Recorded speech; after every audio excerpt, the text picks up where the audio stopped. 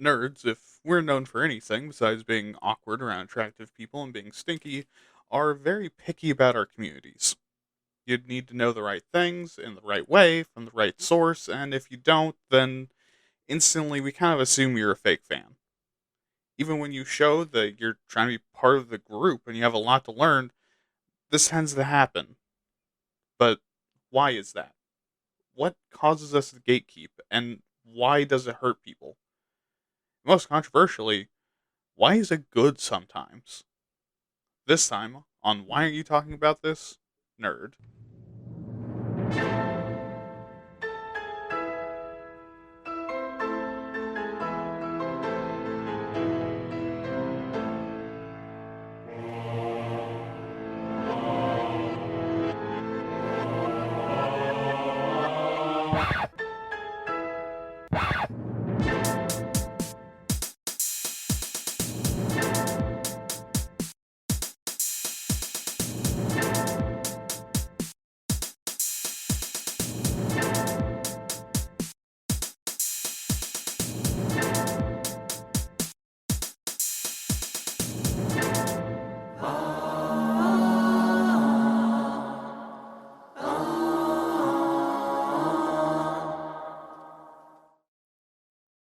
Hello, everyone. Welcome back to WAYTAT Nerd. I am your host, William, and today I will be your Total War spy unlocking the gates to nerddom.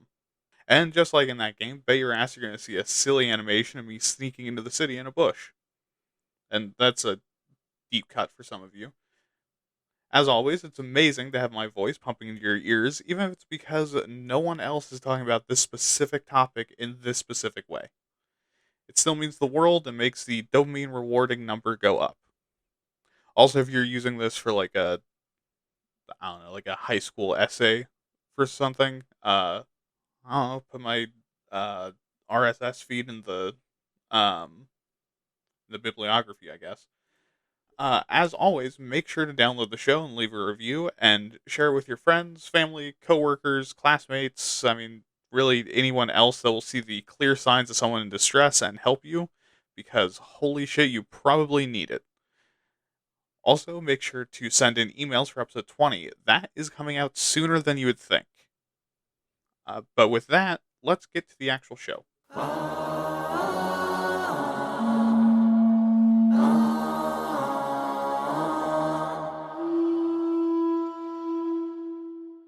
Okay, so this episode we're talking about gatekeeping.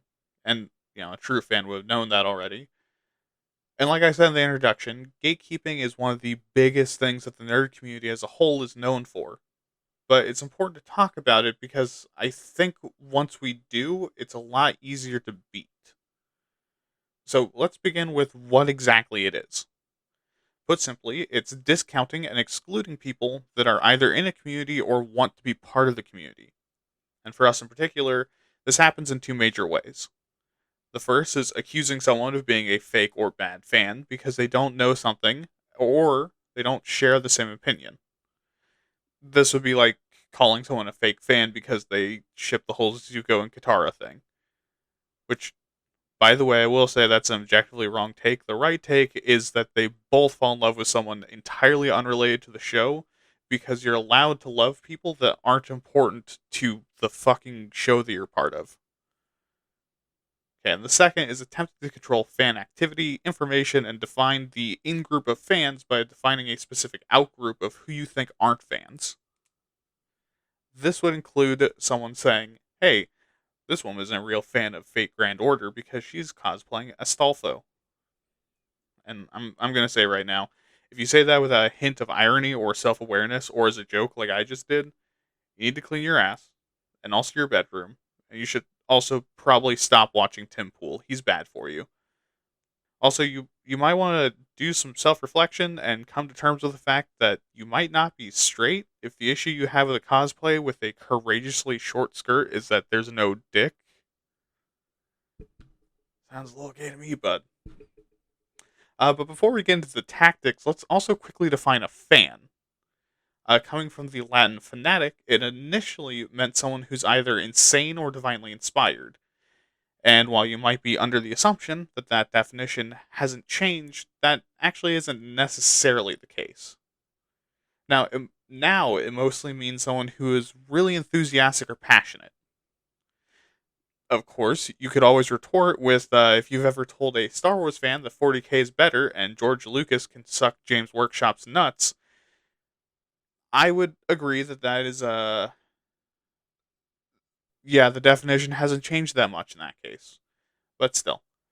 Also, I'm talking about this just because I want to specify that, and also I'm bringing this up just to specify, just in case someone pushes up their glasses like an anime protagonist and says, "Well, what if they don't know this piece of lore that I think is necessary to care about to be part of my group?"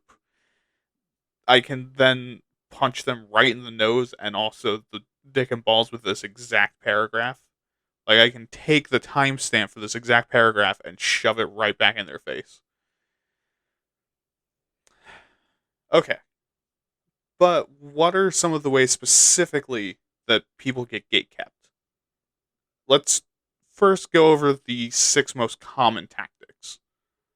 So first, like we've already touched on, is saying someone isn't a true fan. Now this is a favorite tactic of gatekeepers and is meant to undermine your inclusion in their group. And this one is a real crowd pleaser when talking to someone they perceive as not being dedicated enough or into their exact specific thing. Much like the example earlier, or asking someone profoundly stupid lore questions until they get something wrong. Like, ha, you said Rylanor was an Emperor's Children noise marine. Checkmate, fake fan, he was a loyalist dreadnought. Because if you're saying that, you've gone too deep. Even GW doesn't give that much of a shit about Warhammer, and that is like their number one moneymaker. Okay, second is excluding someone because they use cheap, free, or knockoff software or hardware that does the literal same thing just for less money. Gamers in particular are bad about this one. Like I'm sure there's a community out there that thinks that you aren't a real gamer if you don't play with an Xbox controller, even though you already have the Gamer Association of Young Socialists approved thigh highs, cat ear headset, and bisexual lighting. That's all you need, by the way, for that checklist.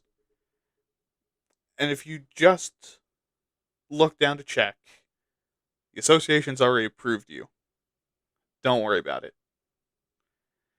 But obviously, this tactic is a shitty thing to do because, on top of being a gatekeeper, you're also making fun of someone for being poor or frugal or understanding the value of money. Like, what the fuck is that? Third is denying fans access to communities for the characters they enjoy or their preferred way to interact with the media that spawned the fandom in the first place. Now, for example, the entire massive subbed versus dubbed anime debate, as well as the massive fucking debate amongst weebs about manga versus anime, like this debate actually means anything, because we're all goddamn nerds and no one wants to touch us but each other. Or another example would be excluding someone from the group because they really like the series antagonist and thinks they're cooler than the protagonist. That would be like someone who thinks that actually Shao Tucker maybe had some good points. And here's the thing. Are they wrong? Yes. Very wrong. Are they a fake fan? No. They know what he did, and that makes it worse. Fourth, and an actual serious one in the real world, is the isms. Like using racism, sexism, ageism, etc. to say that someone doesn't belong in the group. Shut the fuck up, phone. And with ageism specifically, there is an exception. If someone is legit too young to be part of a fandom, that's different. Like a 16-year-old should not be big into the Doshin community and be going to cons. That is bad parenting. But if someone who's a black man wants to dress up as a magical girl for con because he fucking loves shoujo, don't be a dickhead and try to gatekeep his fun. If you're gonna say it's not marketed to him because he's a man, you watch shonen. That's meant for adolescent boys, and you sure as fuck are in your late 20s, straw man I made up for this example.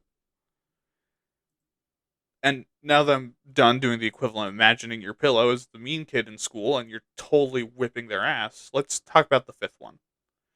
Quizzing someone about their knowledge of a fandom to test them and make sure they totally aren't trying to infiltrate this exceptionally classy group of nerds. This is especially douchey when it's stuff that hardcore fans are shaky on. Like I can't even really give a real example here because all the stuff I'm a fan of, I enjoy the media of, and not really the fandom. So I don't know if I know esoteric shit. And I also really prefer like storylines and character treatments and knowing how the story makes me feel and inspires me to do stuff over like the specific facts of the storyline. So, I don't know a fucking thing about Warhammer Fantasy that hasn't been a lore video, but I love the world. I love playing in it. I love the lore. And you wouldn't think twice to question me because I'm fat with long hair and glasses.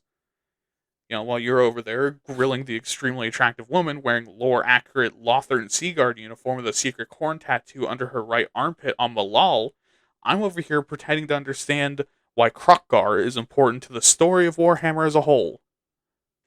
Okay, and finally is just straight up bullying. This isn't going to get covered much because you're a nerd. You know what bullying is.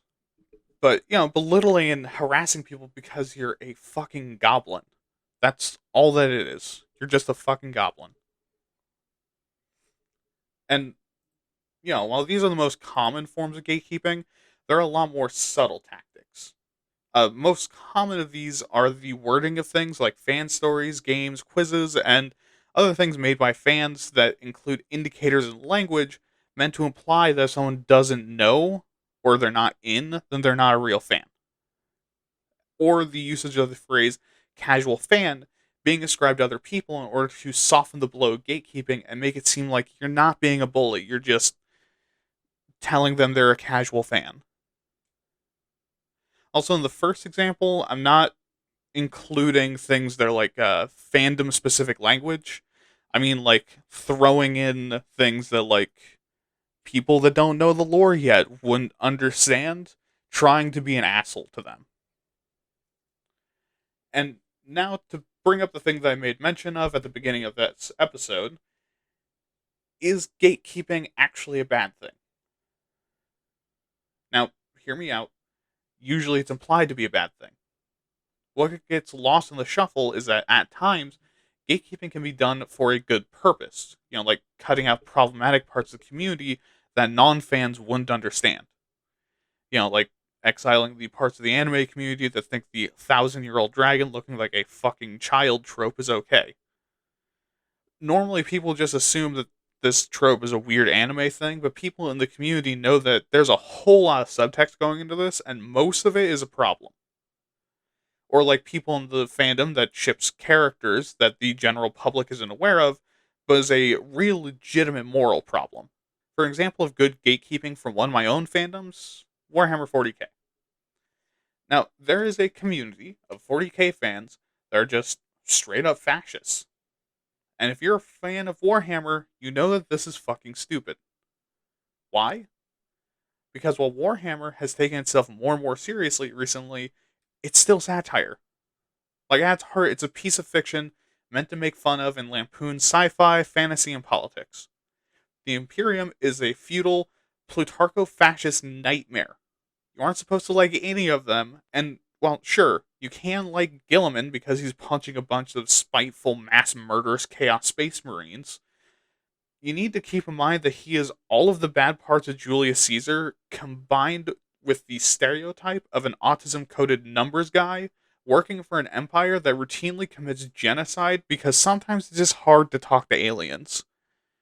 And that's when they're not committing genocide on their own people. And if you're a fascist that plays 40k, you're fucking stupid and you don't get the point.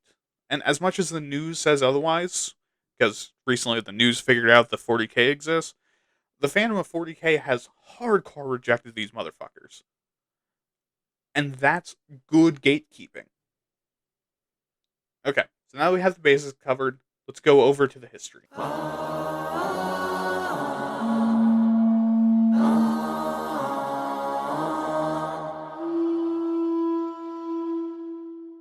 Alright, now we're going to start in 1529 when, after a heated debate between Neri, I'm going to apologize on the last name here, Massador, and Guido, I don't want to say Guido because I'm pretty sure that's an Italian slur, Lion, Bassador was locked outside of Florence and had boiling water poured on his head.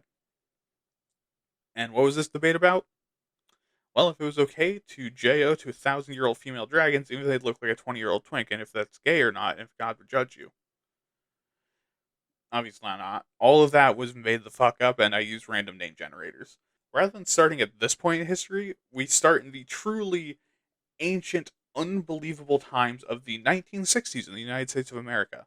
And yeah, this is going to be a very short history section again. I apologize to you history nerds, but do you really want me going all the way back to the beginning of humanity for gatekeeping? Okay, so in the 1960s, with the rise of fandoms and fanzines, like we've talked about in other episodes, comes along the rise of gatekeeping those fandoms. Now, to me at least, this seems really weird and counterintuitive, because at the time, most fandoms are highly isolated cells far away from fans of the same fandom, unless you're really geographically close. I mean, the only way to really reach out at a distance and have large fan groups are things like pen pal programs, fanzines, and like international clubs that are scattered across the world.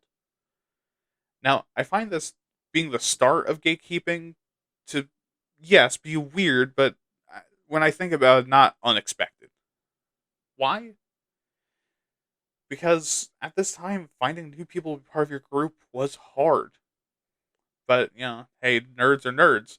And at this time, because of the small groups and cellular nature, gatekeeping was highly, highly damaging to the growth of the nerd community. Because it was rare to find someone in the same fandom or people interested, and being a gatekeeping asshole can scare them away from growing the community and burn bridges. And it also stalled diversity of nerd culture, as obviously being the 60s, it was a white boys club for the most part. And this became more of a problem in the 1980s, because despite the attempts of gatekeepers, nerd communities grew. And as they became more well known and people began to see these communities as the weirdo outsiders, they became targets of bullying and harassment because, it was the 80s, which makes these groups more insular and exclusive. And with the combo of growing communities and bullying, a lot of groups began to do secret initiations, internalize requirements where they, need someone to do X thing before they even think of them as a nerd. Difficult bars of entry into actual official groups, and becoming secret nerds hiding in underground comic book shops like speakeasies in the 20s. And it also becomes really common for you to be required to contribute to your fandom with stories or knowledge about the fan media or performing an exchange of information or meeting up like a certain number of times. And if you think, oh, this sounds silly, I agree. But that's because we're modern nerds. We have not experienced 1980s bullying for our fandom. Making it into an exclusive secret society was a natural defense against all the shit that they were dealing with. And this influenced people that were introduced to nerddom after this initial group. Meaning some part of nerd culture is still afraid of this bullying almost by like a genetic memory. But in the 1990s, the internet begins to rise and mass communication becomes more and more feasible. Meaning that as people begin to expand into the fandoms and found these more open but still largely anonymous online communities, it upsets the power structure of the 60s, 70s, and 80s. And this would eventually unseat this gatekeeping culture and scatter it across nerddom, with gatekeepers since attaching themselves to communities, carrying the memories of these ancient times into the modern day. Yeah, that was very nerdy phrasing, but you know me. Speaking of which, into the 2000s, we begin to move into this era where fandom becomes more and more independent. People begin to attach themselves to fandom more at will. This allows for mass splintering, and in the splintering of fan groups, a lot of people continue the tradition of gatekeeping to keep their specific version of the fandom they like sacred to them. And I mean, yeah, that's really it for the history. So I mean, let's jump over to the current status.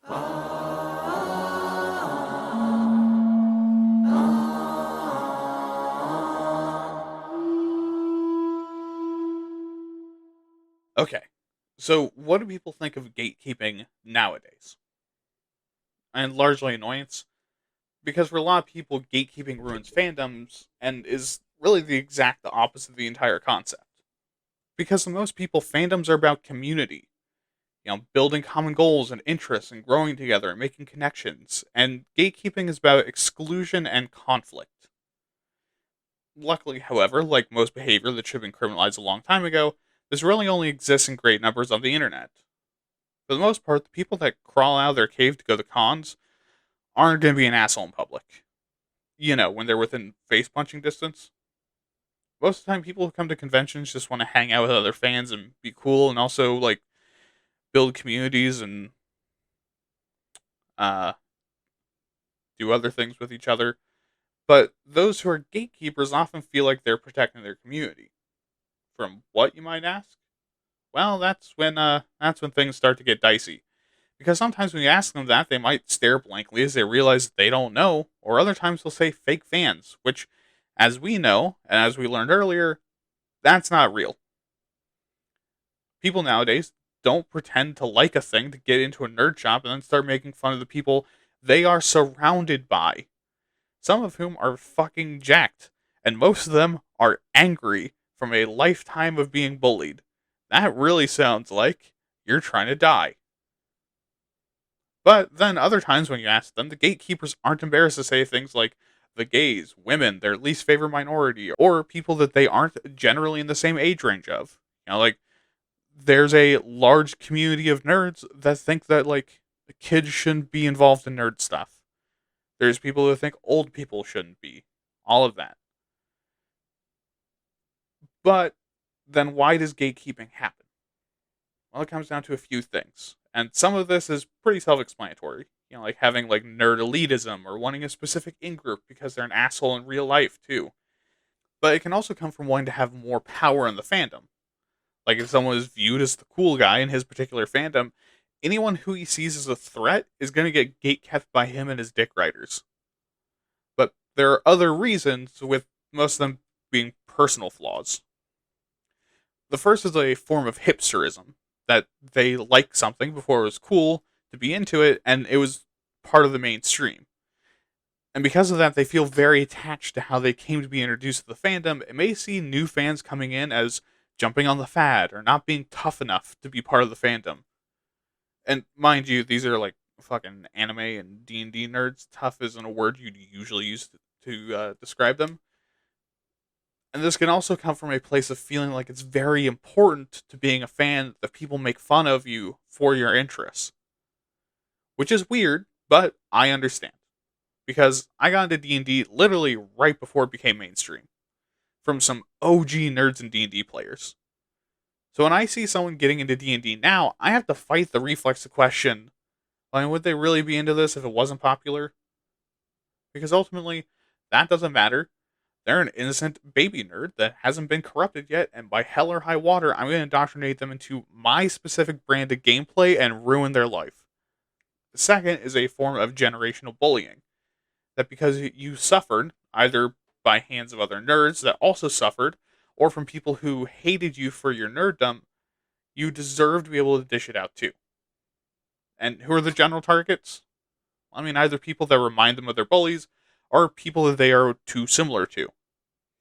Now, this is a massive personality flaw because the greatest revenge is to focus on your dreams and hobbies and have a happy and fulfilling life as you watch the people that bullied you slowly crumble apart as human beings, because sustained bullying is only possible with immense personality issues, and then showing back up at the high school reunion with a twinkle in your eye watching your former classmates go bald at 27.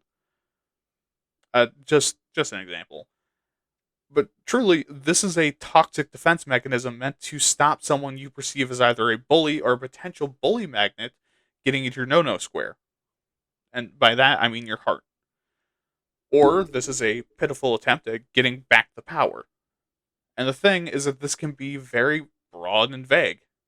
Like those dudes that were bullied by the cute girls in middle school, and now whenever he sees a woman he's attracted to dressed like Wonder Woman, he gets flashbacks and wants revenge. And, maybe in actuality, those girls back there in middle school were just trying to relate to the weird kid, because that's also a defense mechanism. Third is a false sense of superiority. I think you're an exclusive group, one that might be hard to get into because there's a niche focus, which feels really good. Humans like being part of the in group, especially when there's a clear out group. But when that becomes too common, the dopamine starts to drop. In order to protect yourself from that, rather than feeling happy and excited to induct new members, you turn into a fucking tiger in a nature documentary and get all territorial to protect your source of dopamine. But of course, this is only if being a nerd in this specific community is your only source of dopamine, and you also don't go to fucking therapy like I tell you to every fucking episode. Which unfortunately, for a lot of gatekeepers, is the case. Also, for anyone listening to the back catalog, because it's still early in the show's run. If you find gatekeepers in my community, just tell them to get therapy until they stop being a gatekeeper. You have my permission. That's going to come back to bite me at some point, isn't it? Anyways, fourth is a cultural communication. Because of the wide variety of cultural backgrounds going to fandoms nowadays, because of the internet, miscommunication between cultures becomes much more common and happens a lot easier, which can eventually create enough stress in the fandom that the gatekeepers, somehow always being the first ones new fans come across, manage to divide the group on some very specific and very cultural battle lines. Like, for example, if you have a show with a very powerful female lead character that for your home culture would be seen as a sex icon, might be seen as annoying or overbearing in a cultural background where women are seen as second class citizens that should just be quiet and docile. Even if the fans of the show are otherwise not outwardly sexist, they still have that internalized sexism. Meaning that when fights emerge about this, the fan group is divided on this character, and if the gatekeepers get their Cheeto encrusted fingies on any amount of power, then the fandom splits because of this. And on a line that's honestly really dumb. But finally, is just natural discordance. Because, fuck, man, life is hard sometimes, and it's not worth it to work shit out, or you can't figure out how. And because no group is ever going to completely agree on everything, a fight is bound to break out. And from that will stem fandom divisions. And where there's divisions, there's gatekeeping. But before we move on, there is one specific aspect of gatekeeping that is luckily starting to decrease nowadays, but isn't entirely gone. Or, I should correct, not even particularly close to being gone, actually. And that is gatekeeping femme-presenting nerds. Now, given that I'm both very mask-coded and also very nerd-coded, and I'm a cis man, I don't really have any experience with this. And because most femme nerds can sense the desperation oozing off of me, I'm also not able to ask any I know about this because I don't know any. So instead, we have a sample survey from Yali Perez's article, You Shall Not Pass, Fandom, the Gatekeeping of Femme Fans.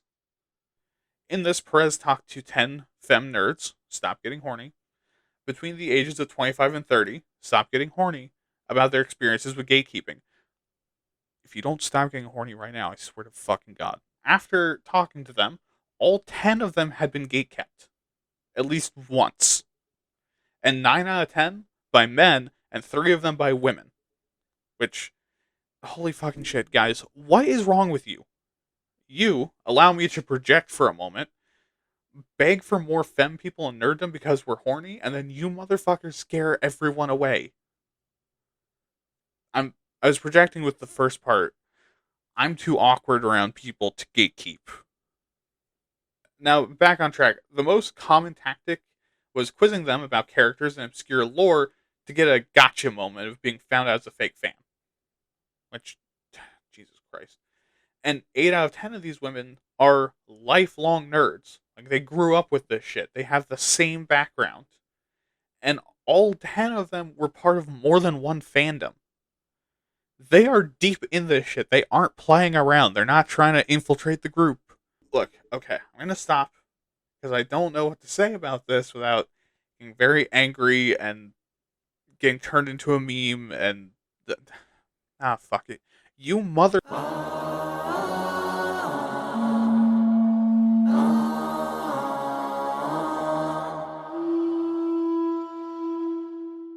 Yeah, just kidding. I'm not going to get into that. If you don't see a problem with sexism and nerddom and the unfair levels of gatekeeping done to women because most nerdy men are perpetually 14 years old, being simultaneously unbelievably horny for and disgusted by women, you're lying to yourself. Which, Speaking of which, let's get into why exactly this matters. Primarily, gatekeeping in nerd groups holds up a bit of a mirror to wider society. And why is that? Well, because fandoms are a controlled microcosm of the wider world and can very easily reflect how we actually think when we're out in the real world interacting with people. Because in this environment, we're comfortable, and how we behave within this comfort zone to strangers and people we see as the outgroup can give us an idea about how we view people in the real world. Now, this is especially seen with both sexism and racism. With sexism, for example, by implying that women can't be real fans or trying to exclude them from your fandom, shines a light on sexist beliefs that are within your thick with quadruple C skull. And this doesn't happen in a vacuum, it's learned beliefs and behavior. And by saying something like, this character can't be played by an Asian actor, shows he has some racist thoughts floating around. And why does it show it? Put simply, because all of our media is made the fuck up anyways. Who gives a shit if the token elf in your fantasy novel is played by an Asian actor in the film adaptation? Because the novel doesn't take place on Earth. There's no historical realism to hold up by racistly saying there were never Asian people in Europe, which is not true, by the way, and don't fucking get me started. That would justify an Asian actor. Motherfucker is wearing pointy ears and fighting a tennis ball on a stick, standing in front of a green piece of sheeting that they're going to edit into a forest and a dragon. Why do you give a single shit? Now, there's also a lot of other real world shitty things that can get dragged into this, like classism and poverty, by implying that to be a real fan, you have to buy specific things or go to specific places in order to, like, actually engage with the fandom. You know, like those Disney adults that say the only real Disney fans go to Disney World every year, like they're going to Mecca, except you have to go every year instead of just at least once in your life. You know, because even real world religions understand that poverty exists.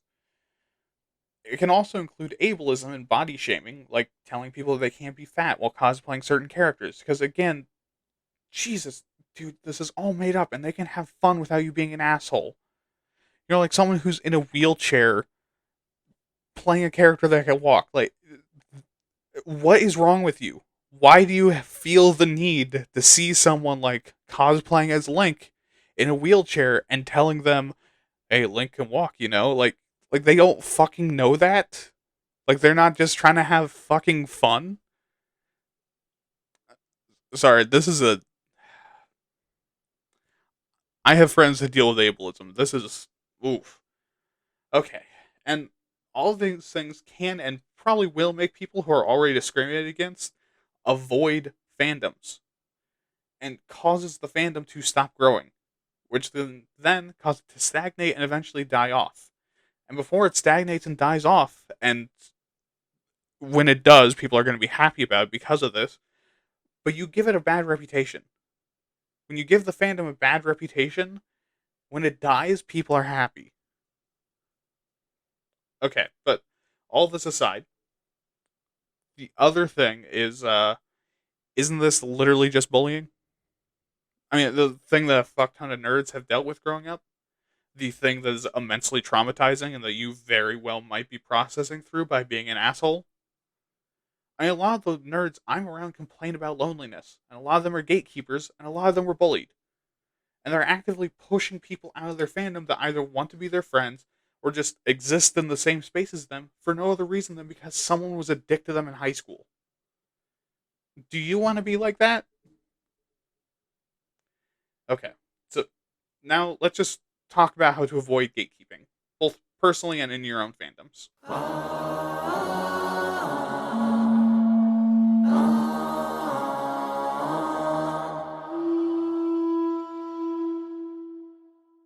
Okay. So what can you do to avoid gatekeeping personally? Therapy. Not joking. Literally the best way to avoid gatekeeping is to do some personal work. Because a lot of the things that can cause gatekeeping are personal issues dealing with trauma from stuff like bullying and having a hard time in social situations, causing shitty things to happen to you. So examine yourself and address your issues. And if you don't want to do that, how about you just shut the fuck up? Like, don't say anything. If you feel the desire to quiz someone or call them a fake fan, just shut up and punch yourself in the dick. Okay, but once you're pretty sure you're not gatekeeping or have a sore ball sack from punching yourself dozens of times over and over again in the middle of the convention floor, you can turn your attention outwards. When you see gatekeeping, the biggest thing you can do is basically tell them to shut the fuck up. But be nicer about it. So if you see gatekeeping, don't be afraid to jump in. Obviously, don't be a white knight because that's its own problem in nerd culture, but you can still get involved and deflect a bit or talk until the gatekeeper gets embarrassed or they realize that they've been talking in a group involving a woman and they'll panic and then run away. Or you could point out how dumb and ridiculous they are and just tell them to let people like things because that's something people can do. They're allowed to like things. Also, the other way that you fight it in the longer term is to keep your community inclusive. Because by keeping your community inclusive, you ensure that it not only grows but continues to grow and can also thrive, and importantly, also be seen as a positive influence by normal people. Which I think a lot of nerds underestimate how powerful that is. Because like the D&D fandom has, well, the D&D fandom as a whole has got a lot of like mainstream traction and seen as a positive thing in society. So now people are getting into it, and there's like actual evidence now that is becoming popular of D&D helping people emotionally and like building communities and friendships, and like people that aren't involved in D&D are starting D&D groups to build their communities. It's becoming a tool and a resource. But anyways, all of this will eventually force the gatekeepers out or make them shut up, which addresses the issue, at least as far as you or anyone in the community need to worry about. Everything else is their personal problem that they need to fix themselves, and no one is going to convince them to do it unless they do it. But with that, let's go to the soapbox.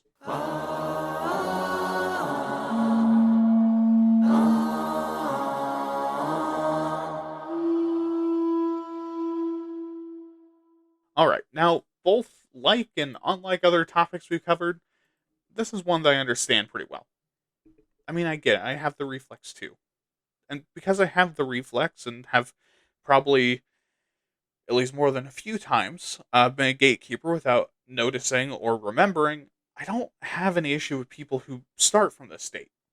I mean, it's natural to find a group and want to feel like it's important and unique and that you have a place in it that everyone respects and loves, and that you're in a community where you're valued and people know you. But I do have an issue when people don't move on from this. People who, after years and years of being a nerd and being actively involved in their group, don't have any kind of personal development or character arc and are still telling people that they can't be part of their group because they're worried about what? Being forgotten? Their friends hating them? Someone infiltrating nerddom in order to destroy from within? Because if you're part of the community, no one's going to forget you. If you made friends in the community, they aren't going to hate you. They're friends with you for a reason. It's not like they're looking for someone better to come along. And no one infiltrates nerd groups. If someone shows up to join the community, they aren't trying to be a jock spy to eventually reveal that the entire time they're just trying to make fun of you. And if you do encounter someone that's trying to do that, they're just an asshole anyways. You don't even have to call them out. You can just call them an asshole and move on. Just, have fun in your community, and when someone new wants to join in, let them. All right, let's get you home.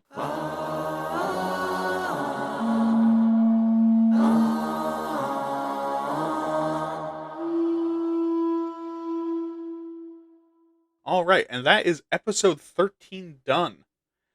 I know that was short, like really short, but this is an important topic to cover, and one that I think has been plaguing our community as a whole for almost half a century now.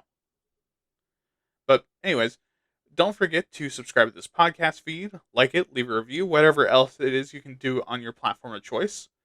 Send me an email at waytatpods@gmail.com. That is WAYTATPODS@gmail.com with questions, concerns, opinions, compliments, insults, actuallys, the take the guy you kicked out of your fandom, the weirdest gatekeep you've ever heard, and anything else you want to tell me. Also, follow me on Twitter at waytat_pods. Remember to check out my other podcast, WAYTAT, where I talk about things that actually happens and that kind of, yeah, gatekeeping reflects sometimes. But with that, have a good night, have fun, keep writing, and remember, don't be a cunt. This has been Why Aren't You Talking About This, Nerd? And I've been your host, William. Good night.